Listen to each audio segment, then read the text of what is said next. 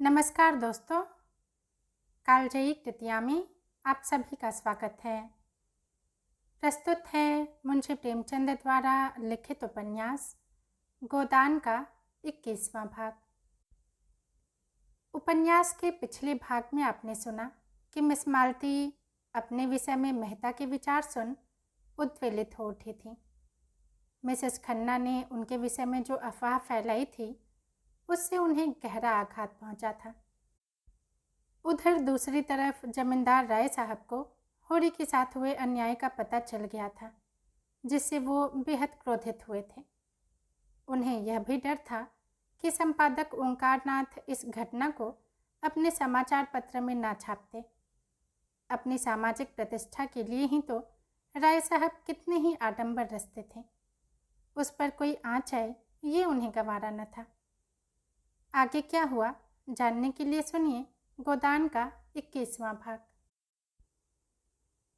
ओंकारनाथ सैर करके लौटे थे और आज के पत्र के लिए संपादकीय लेख लिखने की चिंता में बैठे हुए थे, पर मन पक्षी की भांति उड़ा उड़ा फिरता था। उनकी धर्मपत्नी ने रात उन्हें कुछ ऐसी बातें कह डाली थी जो अभी तक कांटों की तरह चुभ रही थी। उन्हें कोई दरिद्र कह ले, अभागा कह ले, बुद्धू कह ले, वह जरा भी बुरा न मानते थे, लेकिन यह कहना कि उनमें पुरुषत्व नहीं है यह उनके लिए असह्य था। और फिर अपनी पत्नी को यह कहने का क्या हक है? उससे तो यह आशा की जाती है कि कोई इस तरह का आक्षेप करे तो उसका मुंह बंद कर दे। बेशक वह ऐसी खबरें नहीं छापते, ऐसी टिप्पणियां नहीं करते कि सिर पर कोई आफत आ जाए। फूंक फूंक कर कदम रखते हैं। इन काले कानूनों के युग में वह और कर ही क्या सकते हैं? मगर वह क्यों सांप के बिल में हाथ नहीं डालते? इसीलिए तो कि उनके घर वालों को कष्ट ना उठाना पड़े और उनकी सहिष्णुता का उन्हें यह पुरस्कार मिल रहा है। क्या अंधेर है? उनके पास रुपए नहीं हैं तो बनारसी साड़ी कहाँ से मंगाते? डॉक्टर सेठ और प्रोफेसर भाटिया और न जाने किसकी किसकी स्त्रियां बनारसी साड़ी पहनती हैं, तो वह क्या करें? क्यों उनकी पत्नी इन साड़ी वालियों को अपनी खद्दर की साड़ी से लज्जित नहीं करती? उनकी खुद की तो यह आदत है कि किसी बड़े आदमी से मिलने जाते हैं तो मोटे से मोटे कपड़े पहन लेते हैं और कोई कुछ आलोचना करे तो उसका मुंह तोड़ जवाब देने को तैयार रहते हैं। उनकी पत्नी में क्यों वही आत्माभिमान नहीं है? वह क्यों दूसरों की ठाट बात देखकर विचलित हो जाती है? उसे समझना चाहिए कि वह एक देशभक्त पुरुष की पत्नी है। देशभक्त के पास अपनी भक्ति के सिवा और क्या संपत्ति है? इसी विषय को आज के अग्रलेख का विषय बनाने की कल्पना करते करते उनका ध्यान राय साहब के मुआमले की ओर जा पहुंचा। राय साहब सूचना का क्या उत्तर देते हैं यह देखना है।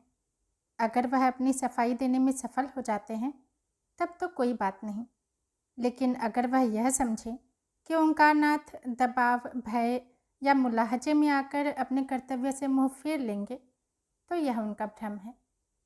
इस सारे तप और साधना का पुरस्कार उन्हें इसके सिवा और क्या मिलता है कि अवसर पड़ने पर वह इन कानूनी डकैतों का भंडाफोड़ करे? उन्हें खूब मालूम है कि राय साहब बड़े प्रतिभाशाली जीव हैं। काउंसिल के मेंबर तो हैं ही, अधिकारियों में भी उनका काफ़ी रसूख है। वह चाहें तो उन पर झूठे मुकदमे चलवा सकते हैं, अपने गुंडों से राह चलते पिटवा सकते हैं, लेकिन ओंकार इन बातों से नहीं डरता। जब तक उसके देह में प्राण है वह आतताइयों की खबर लेता रहेगा। सहसा मोटर कार की आवाज़ सुनकर वह चौंके। तुरंत कागज़ लेकर अपना लेख आरंभ कर दिया और कुछ ही क्षणों के बाद राय साहब ने उनके कमरे में कदम रखा। ओंकारनाथ ने न उनका स्वागत किया, न कुशल क्षेम पूछा, न कुर्सी दी। उन्हें इस तरह देखा मानो कोई मुलजिम उनकी अदालत में आया हो और रोब से मिलते हुए स्वर में पूछा, आपको मेरा पुर्जा मिल गया था? मैं वह पत्र लिखने के लिए बाध्य नहीं था। मेरा कर्तव्य यह था कि स्वयं उसकी तहकीकात करता, लेकिन मुरव्वत में सिद्धांतों की कुछ न कुछ हत्या करनी ही पड़ती है। क्या उस संवाद में कुछ सत्य है? राय साहब उसका सत्य होना अस्वीकार न कर सके। हालांकि अभी तक उन्हें जुर्माने के रुपए नहीं मिले थे और वह उनके पाने से साफ इनकार कर सकते थे, लेकिन वह देखना चाहते थे कि यह महाशय किस पहलू पर चलते हैं। ओंकारनाथ ने खेद प्रकट करते हुए कहा, तब तो मेरे लिए उस संवाद को प्रकाशित करने के सिवा और कोई मार्ग नहीं है। मुझे इसका दुख है कि मुझे अपने एक परम हितैषी मित्र की आलोचना करनी पड़ रही है, लेकिन कर्तव्य के आगे व्यक्ति कोई चीज़ नहीं।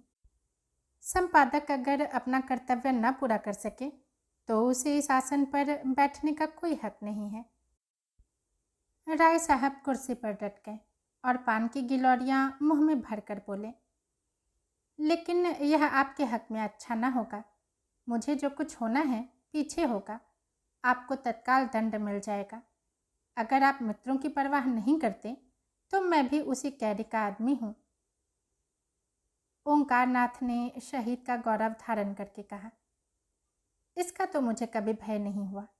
जिस दिन मैंने पत्र संपादन का भार लिया उसी दिन प्राणों का मोह छोड़ दिया, और मेरे समीप एक संपादक की सबसे शानदार मौत यही है कि वह न्याय और सत्य की रक्षा करता हुआ अपना बलिदान करते।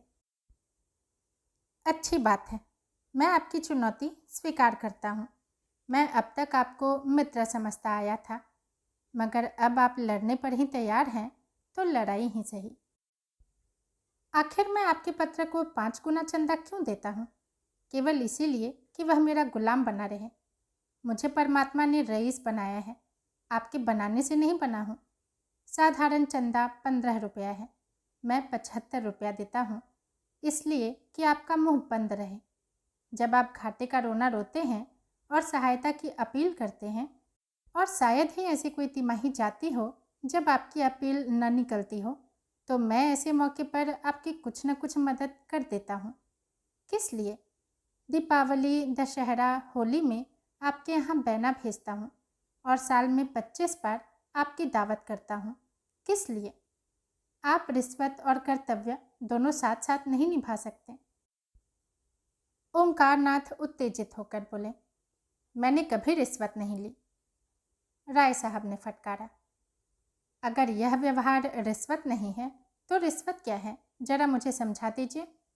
क्या आप समझते हैं आपको छोड़कर और सभी गधे हैं जो निस्वार्थ भाव से आपका घाटा पूरा करते रहते हैं? निकालिए अपनी बही और बतलाइए, अब तक आपको मेरी रियासत से कितना मिल चुका है?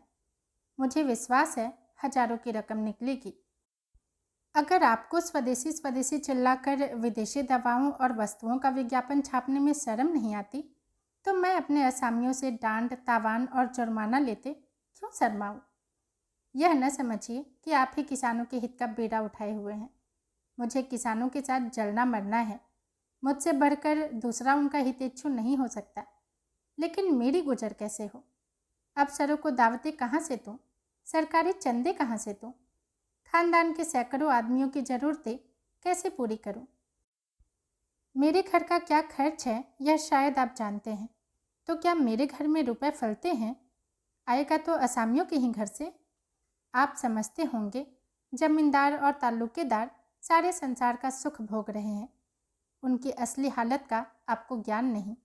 अगर वह धर्मात्मा बनकर रहें तो उनका जिंदा रहना मुश्किल हो जाए। अफसरों को डालियां न दे तो जेल खाना घर हो जाए। हम बिच्छू नहीं हैं कि अनायास ही सबको डंक मारते फिरें।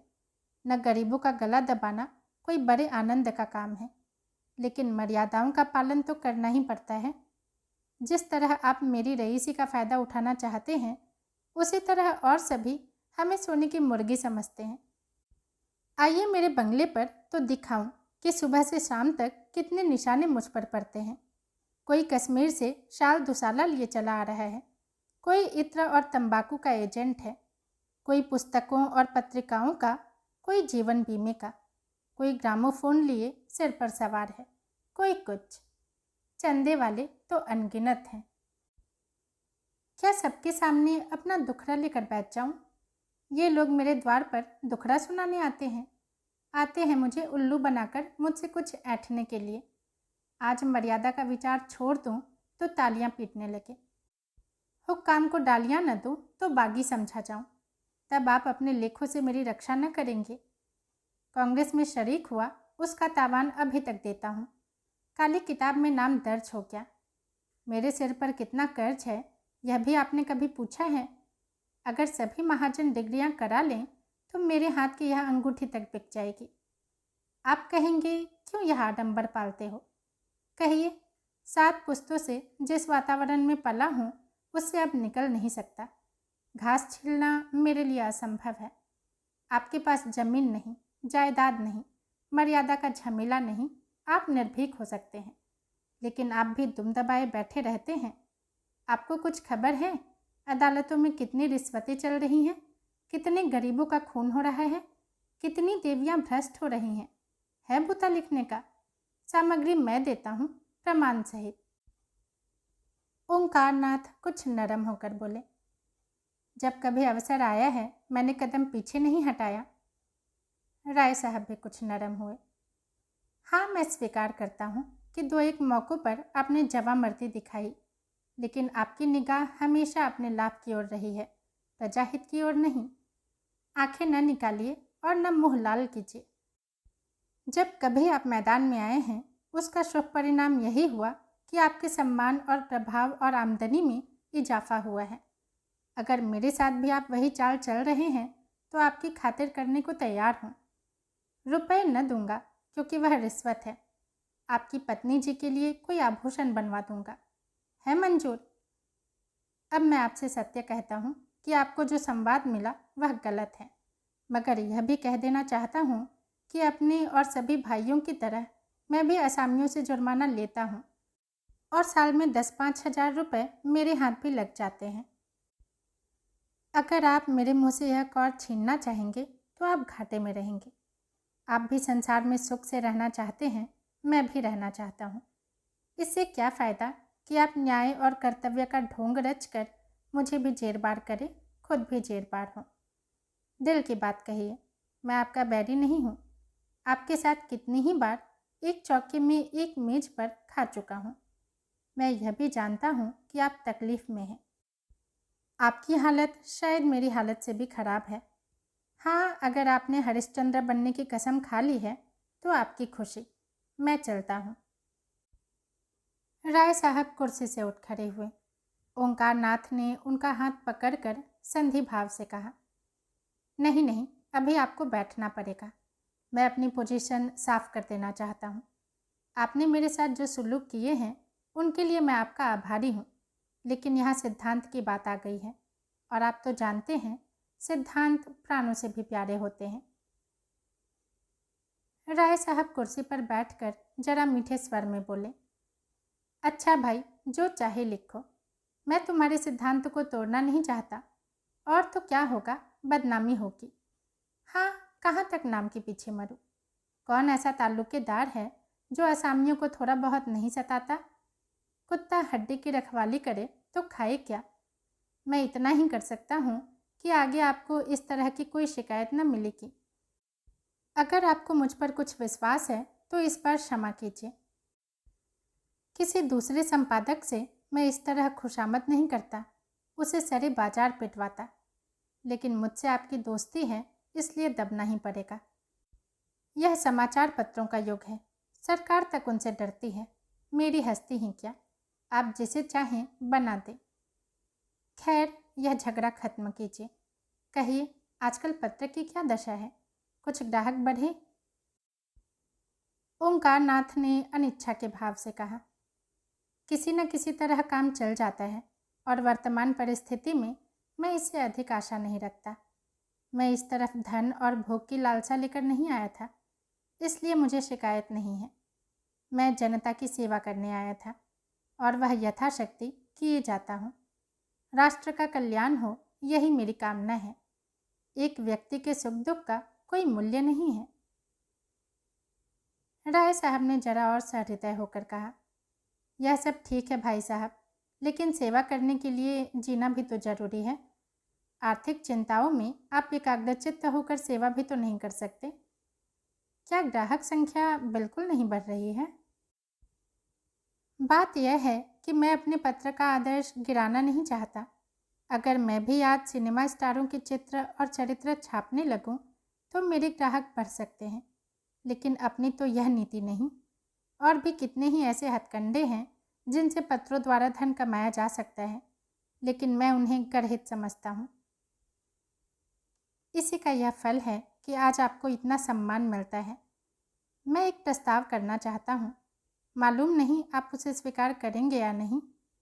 आप मेरी ओर से 100 आदमियों के नाम फ्री पत्र जारी कर दीजिए, चंदा मैं दे दूंगा।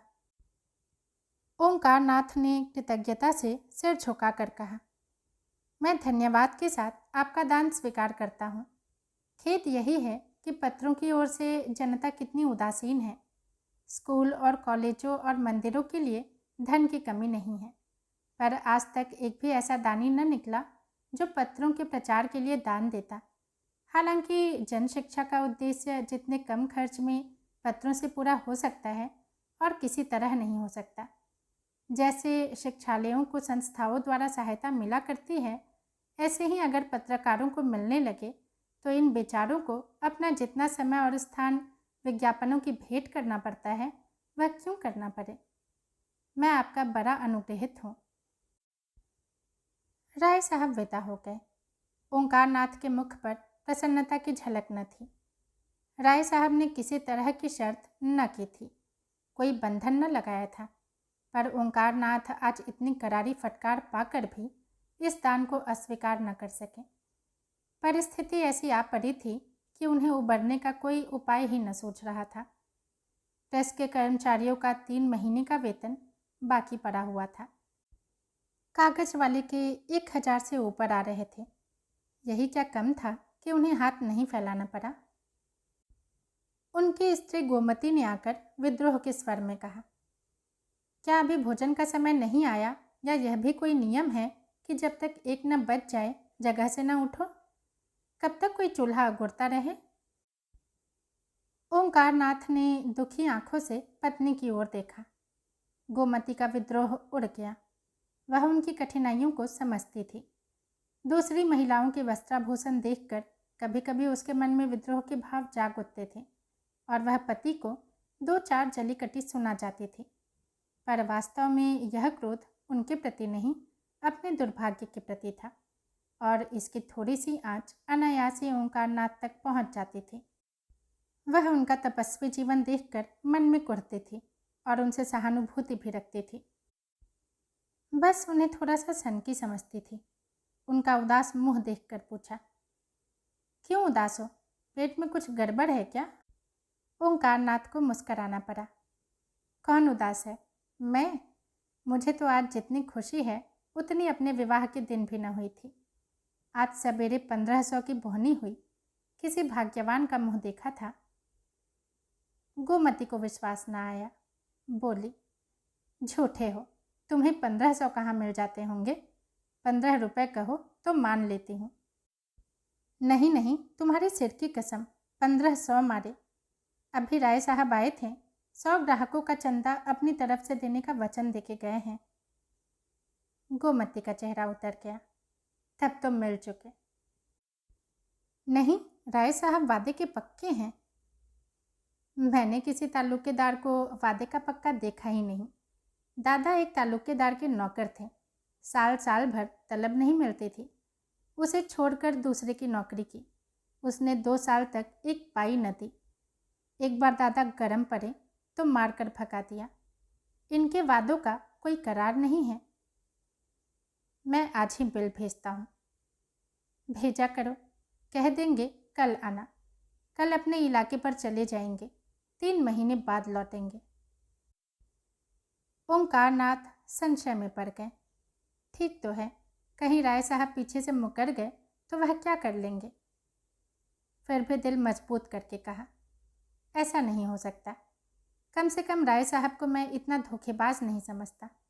मेरा उनके यहाँ कुछ बाकी नहीं है। गोमती ने उसी संदेह के भाव से कहा, इसी से तो मैं तुम्हें बुद्धू कहती हूँ। जरा किसी ने सहानुभूति दिखाई और तुम फूल उठे। मोटे रईस हैं, इनके पेट में ऐसे कितने वादे हजम हो सकते हैं। जितने वादे करते हैं अगर सब पूरा करने लगे तो भीख मांगने की नौबत आ जाए। मेरे गांव के ठाकुर साहब तो 2-2, 3-3 साल तक बनियों का हिसाब न करते थे। नौकरों का वेतन तो नाम के लिए देते थे। साल भर काम लिया, जब नौकर ने वेतन मांगा, मार कर निकाल दिया। कई बार इसी चक्कर में स्कूल से उनके लड़कों के नाम कट गए। आखिर उन्होंने लड़कों को घर बुला लिया। एक बार रेल का टिकट भी उधार मांगा था। यह राई साहब भी उन्हीं के भाई बंद हैं। चलो भोजन करो और चक्की पीसो, जो तुम्हारे भाग्य में लिखा है। यह समझ लो कि ये बड़े आदमी तुम्हें फटकारते रहें वही अच्छा है, या तुम्हें 1 पैसा देंगे तो उसका चौगुना अपने असामियों से वसूल कर लेंगे। अभी उनके विषय में जो कुछ चाहते हो लिखते हो, तब तो ठुकुर सुहाती करनी ही पड़ेगी। पंडित जी भोजन कर रहे थे, पर कौर मुंह में फंसा हुआ जान पड़ता था। आखिर बिना दिल का बोझ हल्का किए भोजन करना कठिन हो गया। बोले, अगर रुपए न दिए तो ऐसी खबर लूँगा कि याद करेंगे। उनकी चोटी मेरे हाथ में है। गांव के लोग झूठी खबर नहीं दे सकते। सच्ची खबर देते तो उनकी जान निकलती है, झूठी खबर क्या देंगे। राय साहब के खिलाफ एक रिपोर्ट मेरे पास आई है। छाप दूँ तो बच्चा को घर से निकलना मुश्किल हो जाए। मुझे वह खैरात नहीं दे रहे हैं। बड़े दबसट में पड़कर इस राह पर आए हैं। पहले धमकियाँ दिखा रहे थे, जब देखा इससे काम न चलेगा तो यह चारा फेंका। मैंने भी सोचा, एक इनके ठीक हो जाने से तो देश से अन्याय मिटा नहीं जाता, फिर क्यों न इस दान को स्वीकार कर लूं। मैं अपने आदर्श से गिर गया हूं जरूर, लेकिन इतने पर भी राय साहब ने दगा की तो मैं भी सठता पर उतर जाऊंगा। जो गरीबों को लूटता है उसको लूटने के लिए अपनी आत्मा को बहुत समझाना न पड़ेगा। दोस्तों, उपन्यास का 21वां भाग यहीं समाप्त होता है। यदि पसंद आया हो तो लाइक करें और चैनल को सब्सक्राइब भी ज़रूर करें। धन्यवाद।